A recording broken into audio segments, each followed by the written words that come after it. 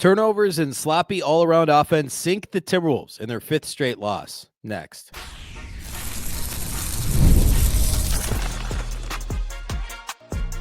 You are Locked On Timberwolves, your daily Minnesota Timberwolves podcast. Part of the Locked On Podcast Network, your team every day.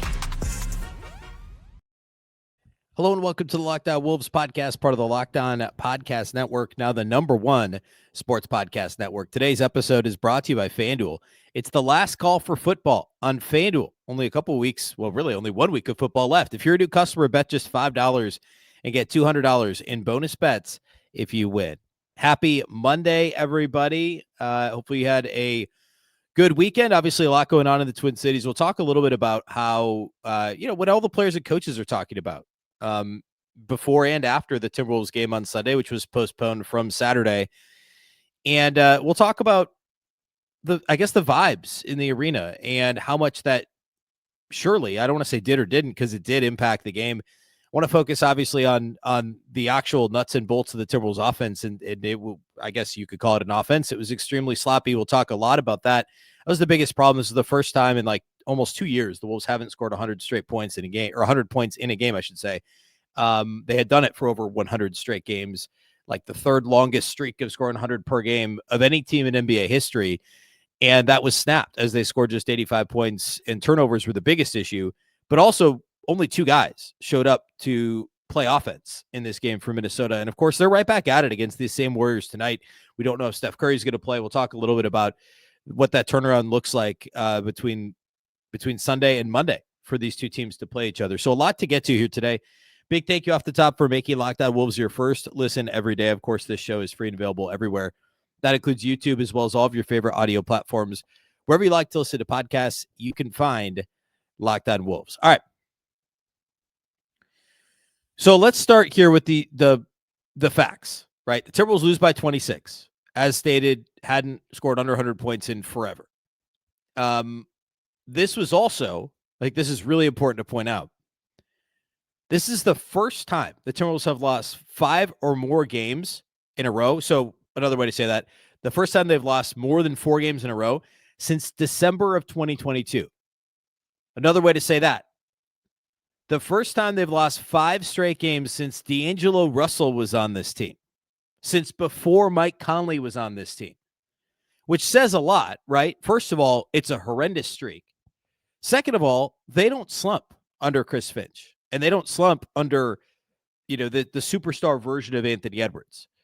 They lost 3 games in a row one time last year. And remember, 2 years ago, they never lost more than 2 in a row until they got to the conference finals, and they got down 3-0 to Dallas 2 years ago. Never once that season did they lose more than 2 in a row. And last year, they only lost 3 games in a row one time.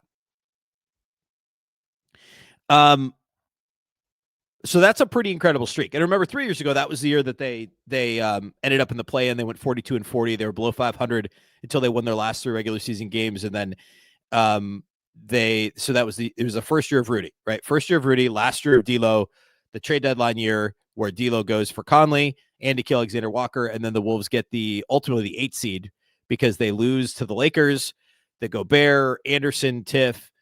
They lose to the Lakers when Gobert is suspended. They beat the Thunder, weirdly enough, to get the 8th seed and then lose to the Nuggets in the first round as the 8th seed. So it's been a long time. And that, I think, I'm not going to get into the Finch job stuff today. We'll save that for another day if we feel like we need to do it. But I think that's a pretty good indicator that that's not a thing that's happening in season. I don't think the Timberwolves are moving on from Chris Finch in season, a team that hasn't lost 5 in a row in over 3 years. I would be shocked, especially given everything that's going on around the Timberwolves in the city of Minneapolis. And we're going to talk, obviously, mostly about the actual nuts and bolts of it. But I just want to acknowledge, the players and coaches, that's what they wanted to talk about post-game. And I wasn't in the arena for the game. Our guy Jack Borman was, who does the live postcast with Luke Inman, and he acknowledged the vibes in the arena, which vibes feels like a really trite word to use. But with everything going on, the reason this game was postponed from Saturday until Sunday. It's understandable that like things are going to feel off. And I know that Anthony Edwards essentially said he doesn't even really follow what's going on, and he cares about the people of the city of Minneapolis. And he said something like, he's rocking with whatever they're rocking with, or something like that. Something like Ant's not paying attention to that stuff. And I get that. But we talk about arena vibes and crowd vibes in every other situation where, how is the building, how are the fans affecting the players? And if the fans are feeling it, and Ant may be the only guy that's not feeling it, like these guys all live in Minneapolis or the Twin Cities more broadly, right? They live close by. The visiting players are in the hotel watching what's happening from their hotel. Like we can't pretend like there isn't an impact here. And so it's not an excuse. They're still professionals. A lot of people have to still go to their job regardless of what's going on. They still got to do what they're supposed to do at their job. But they're also humans. And so both can be true. Like they can be impacted by the situation. They can be impacted by the crowd being impacted, the regular people that are coming to the game that was postponed because of what's going on in the city. That can impact the players, and they can still be held to a higher standard of, or just a standard of like, you can't roll out and play this badly. Both are true in this scenario. We have to acknowledge that the climate in Minneapolis and the again, I don't know if the word vibe is the right word here, but the feeling coming from the crowd is impacting the play on the court. I think that's undeniable. And I don't know what that means for a game less than 24 or just over 24 hours later on Monday. I don't know that it magically changes. I don't know that if there was like, they just had to get out there and play, the seal was broken, and now they can quote unquote get back to normal, which again feels trite. But that's the job, right? That's what they're going to have to do. It's what the Warriors have to do. It's what, that's what regular people, not NBA players, have to do. So I think both are fair to acknowledge, and I think that the Timberwolves players and coaches and Warriors, obviously Steve Kerr's, had some comments, and him and Finch talked, and Kerr talked about Joe Ingles, called him before, on Saturday, and everybody was kind of in agreement to not play, even though it was an NBA decision. I want to make that clear, but I think, I don't know. I think everybody involved, at least publicly, handled it the best way that they could. And obviously it impacted the game in some way. And in terms of the biggest problem in this game, I mean, it's obvious. It's the turnovers. Minnesota turned the ball over. Jack Borman had this on Twitter. He said, Minnesota's 9 first quarter turnovers are their most in any quarter this season.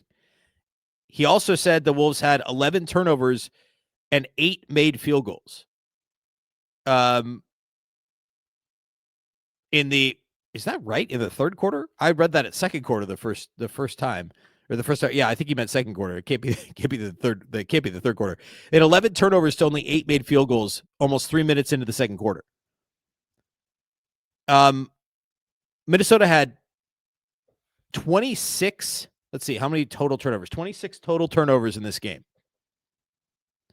And I'm pulling up my note now. I think I had 16 first half 16 first half turnovers for Minnesota and 26 for the game. Now, this was only a 1-point game at halftime. And the Timberwolves got away with a little bit of this because Golden State only had 11 points off those 16 turnovers at halftime, which is just a shockingly low number. I mean, if you think about it, that's like essentially they were scoring on like less than a third of the Timberwolves turnovers is what that works out to in terms of points per possession. Well, that flipped a little bit in the third, and Golden State couldn't miss from deep. The Wolves got lazy. They weren't contesting threes. And it just became a slaughter in the third quarter. The turnovers were the predominant issue. I want to get a little bit more into that. We'll talk about the Wolves' overall poor offensive showing. There's only there were only 2 guys that scored more than 11 points in this game for the Wolves. And by the way, everybody else, well, we'll get into this in a second. The scoring balance was all out of whack. Obviously, the shooting wasn't great, but the bigger issue was the turnovers. The Wolves shot the ball. It wasn't good, but they've had worse shooting nights. It was just they couldn't get themselves into anything resembling an NBA offense. So we'll get into that a little bit. We'll close with individual studs and duds. It's all upcoming here next.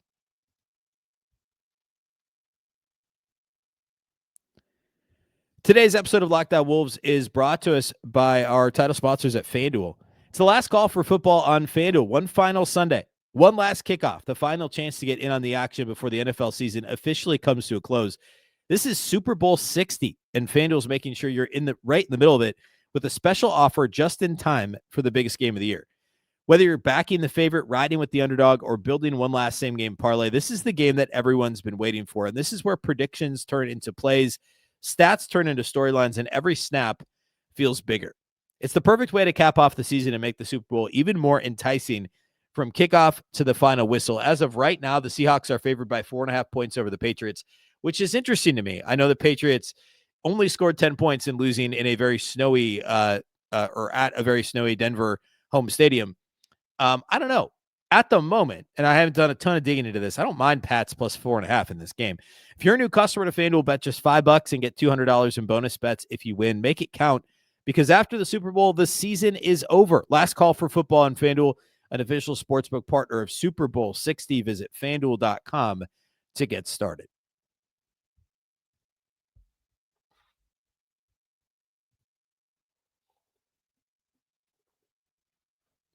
The NBA trade deadline is basically here, and we want to give you a free month of our new Everydayer Club to help you get ready.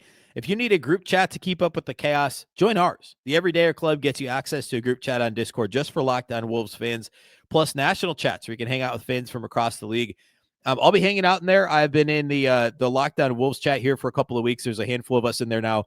Our numbers are growing, and we're chatting Timberwolves all the time. And again, there are general Locked On NBA channels. There's general Locked On channels. I think there's a trade deadline channel as well now. You'll get ad-free versions of this show if you sign up before the trade deadline, which is a week from Thursday. That's February 5th. You can use the code DEADLINE. That's right, DEADLINE, to get your first month free. Tap the link in the show notes to learn more. You can also go to lockedonwolves.supercast.com. Sign up before February 5th. Get your first month of the Everydayer Club for free. All right. So the Timberwolves offense in this game was beyond sloppy. And as I mentioned a minute ago, like, they handled it okay until they were only down one at halftime. And it was, it was double digit trailing in the first quarter. They got it to within single digits, pushed back to double digits in the second quarter, a late second quarter run. Dante DiVincenzo was huge in this game. He was the only guy not named Anthony Edwards that looked like he had any chance of scoring, as weird as that is. And he was big in keeping the Wolves in it. And like I said, they were only down one at halftime, despite the 16 turnovers, because Golden State only had 11 points off those 16 turnovers. The luck ran out in the third quarter when the Wolves continued to turn it over, and they couldn't make shots, and Golden State couldn't miss, especially from deep. And ultimately, like, Golden State only shot 31% from outside the arc in this game, and they were below 30%, I think, at halftime, which was the other reason why this was a one-point game. Golden State couldn't capitalize on the Timberwolves turnovers, and they couldn't make threes despite launching a ton of them. They kept launching, and eventually they started hitting. And that's what led to a 38-17 third quarter and the advantage of the Warriors. Also, along with that, points in the paint, which is not, typically like a massive Warriors strength, and it usually is a strength for the Wolves. Minnesota scored 24 points in the paint total in this game. 24 total points in the paint. Golden State only had 46, which isn't like an insane number, but it's 22 more than Minnesota. And then you add in the fact that they attempted 13 more threes than the Timberwolves, and they attempted 16 more shots than the Timberwolves. And that's your game. Which also the 16 less shot attempts and just 79 shot attempts for the game for the Wolves. Why is that? Well, it's because of the turnovers. They turned it over 26 times in this game. You turn it over, you don't get a shot up, turns out. Which Anthony Edwards was efficient shooting the ball. I mean, Ant had 32 points on 20 shots. He was 4 of 7 on threes. He was the only Timberwolves player that shot the ball more than 5 times. Well, actually, I say that. Only 4 Timberwolves players shot the ball more than 5 times, which, again, is insane. They just didn't get shots up. Ant also had 8 turnovers, which is very unusual for Anthony Edwards. Ant doesn't turn the ball over that much. I think coming in, he had a career low turnover rate, or at least lowest in the last 3 or 4 years for him. Very unusual for him to turn it over as much as he did, and yet he still shot the ball 13 to 20 from the field. early in the game, what I had in my notes, like before, like in real time, my notes were this is really sloppy. It just feels off. Like off-target passes, even the ones that didn't result in a turnover, off-target passes, loose dribbles, bad spacing, just kind of a rough, like very kind of juvenile feeling offense where, and I guess that would kind of align with what we talked about in the first segment, which is just the vibes, overall vibes in the arena being bad and being off.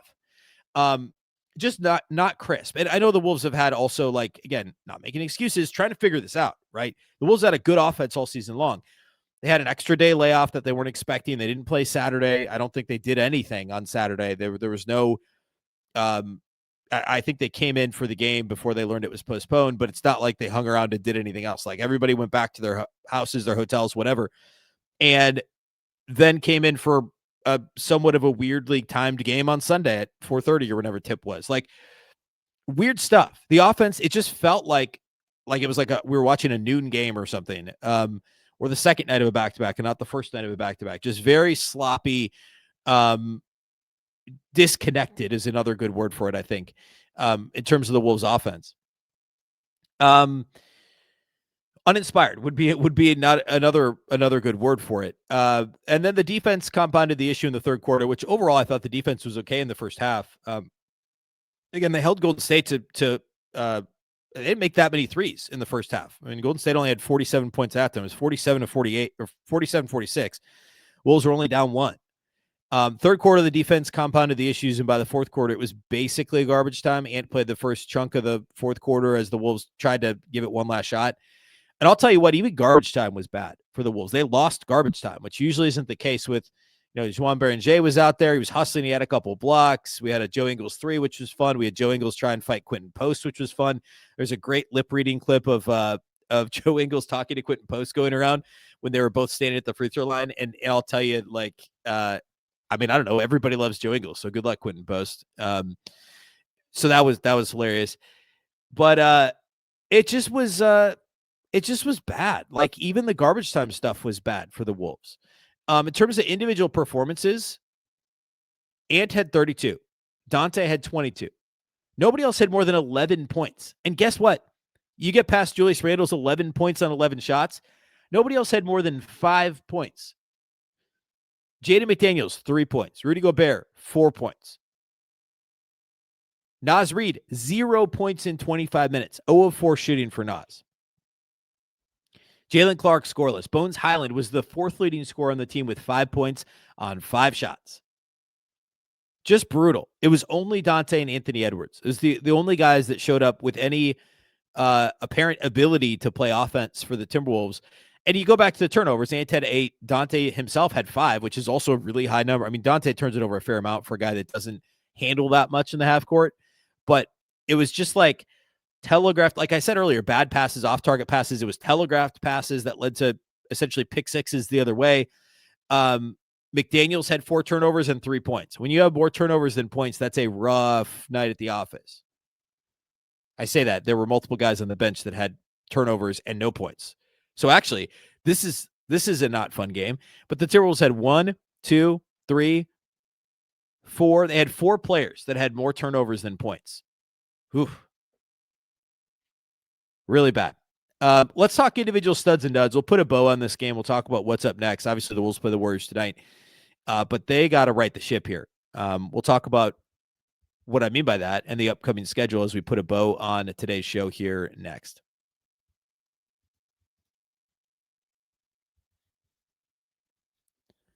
Today's episode of Locked On Wolves is brought to us by our friends at Gametime. There's nothing like being in an NBA arena. The crowd, the energy, the moment. Getting tickets, though, that part hasn't always been so simple. And that's why Gametime has become the go-to app for scoring tickets fast without the hassle. It puts the advantage back where it belongs with the fans. All you got to do is pull up the Gametime app, just pick an upcoming game. Obviously, the Wolves are back at home tonight against the Warriors. And you get your tickets locked in within minutes. You'll see all the prices or the price all in up front, which is super helpful. There's no surprise fees at checkout. I think that's the best feature about it. You're not thinking you're paying one price and then it like balloons at checkout. All that's taken care of. It's baked in. You'll be able to see your view from your seat before you buy, and that'll help make your decision easy. Plus, they have zone deals. You can choose your section. Game Time will pick the seats, and you'll save. There's also great last-minute options as well. Maybe look at a last-minute option for tonight. I'm sure there's some decent options there for a Monday at Target Center. Take the guesswork out of buying NBA tickets with Game Time. Download the Game Time app, create an account, and use the code LOCKEDON for $20 off your first purchase. That's code LOCKEDON, LOCKEDON, for $20 off. Download the Game Time app today. Remember, it's gametime.co, not gametime.com. Again, gametime.co. Download the Game Time app. Code LOCKEDON for $20 off.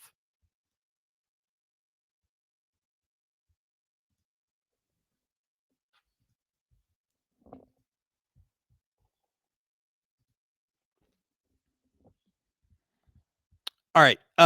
So we talked turnovers. We talked Timberwolves' lack of flow in the offense. We talked nobody besides Edwards and DiVincenzo wanting to play basketball. The Wolves had 4 free throw attempts at halftime. They finished with 20. They're a little more aggressive going to the basket in the second half. They still didn't shoot the ball well at the free throw line. They were 2 of 4 at halftime. Nas had missed 2 in the first half, and then they missed another 6 free throws in the second half of this game as well. The overall team assists to turnover 16-25. Not going to win many games doing that. The Warriors had 20 steals.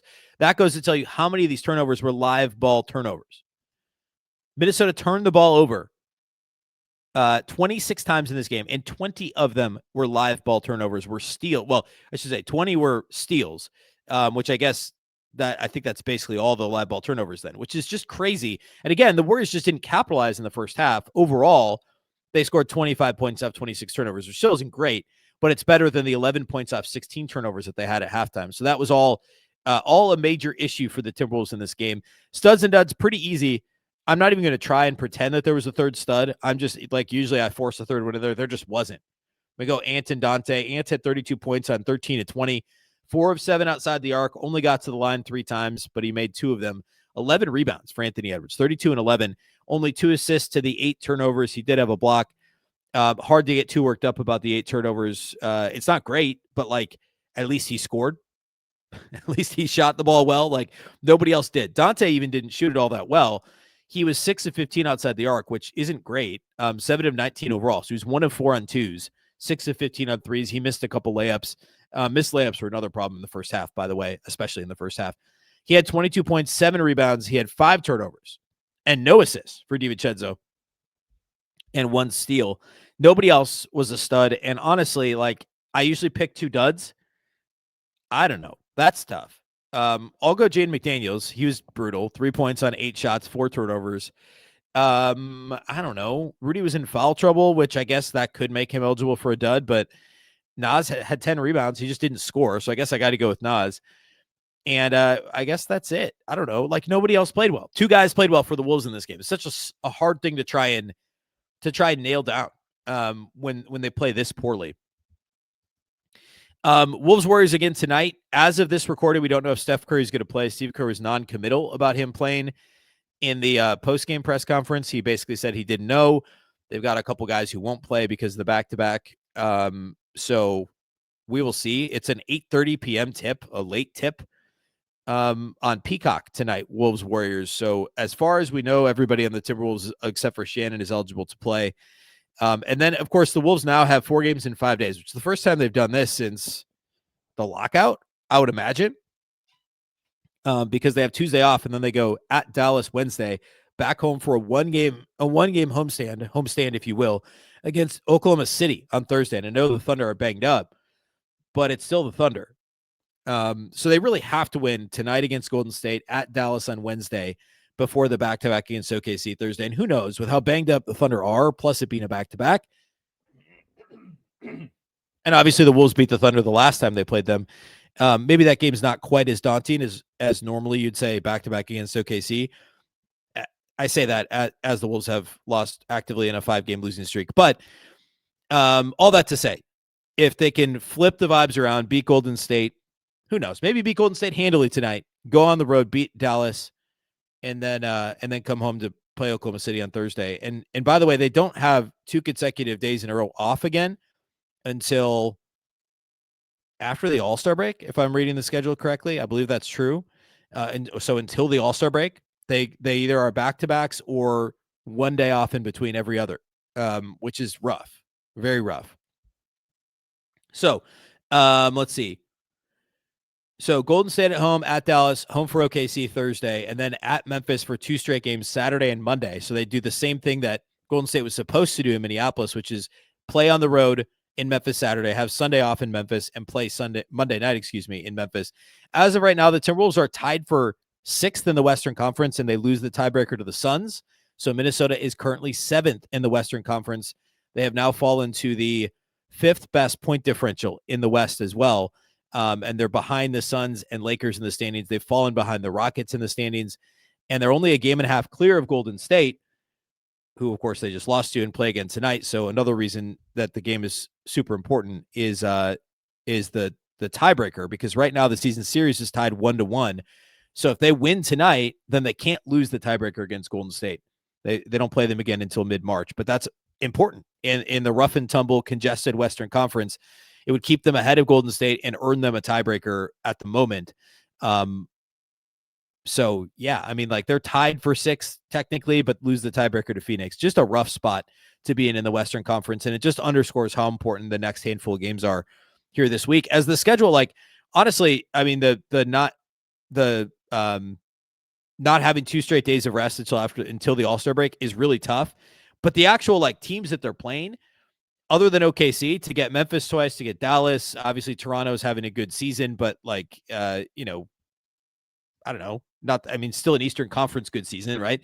And then the Pelicans and the Clippers, who are playing better, and then Atlanta and Portland. So, like, honestly, if this team wasn't in the process of losing in the midst of a 5-game losing streak, I would look at the next 10 games. What is it, 10? I think it's 10 until the All-Star break. And I'd say, yeah, I mean, they should go 7-3. I mean, honestly, like, if they, like, I think they should still be shooting for 7-3, but I feel a lot less optimistic about that given the overall vibes are on the team right now. So we'll see how they bounce back tonight. Of course, the live postcast will be following Wolves Warriors. That's with our guys, Jack and Luke. You can watch it live on the Locked On Wolves YouTube, or if you can't watch it live, we'll have the audio right here at Locked On Wolves, wherever you like to listen to podcasts. After the live broadcast concludes, I'll be back early on Tuesday with the post-game pod, and then on Wednesday, we'll get you ready for the matchup against the Mavericks, who we've not seen in a very long time. The Wolves beat them back in mid-November, and that's the only time we've seen the Mavs this season. Big thank you for making Locked On Wolves your first listen every single day. Of course, this show is free and available everywhere. That includes YouTube, as well as all of your favorite audio platforms. Wherever you like to listen to podcasts, you can find Locked On Wolves. And a reminder, if you never miss an episode, go check out the Everydayer Club. It's built for you. Visit LockedOnWolves.supercast.com to get the Locked On Wolves show ad-free, plus access to the members-only Discord channel, which I am active in, and more. I mean, there's lots of stuff included with the Everydayer Club. You can head to LockedOnWolves.supercast.com to join the club. If you're listening on audio, make sure you make your second listen NBA Game Night on Locked On NBA. If you're watching on YouTube, after this video is over, we'll send you to the first ever 24/7 national NBA YouTube channel. So enjoy that when we send you there here in just a moment. Of course, Locked On Wolves is part of the Locked On Network, your local experts on all the biggest stories. Once again, I'm Ben Beecken. This is the Locked On Wolves podcast, and we'll catch you next time.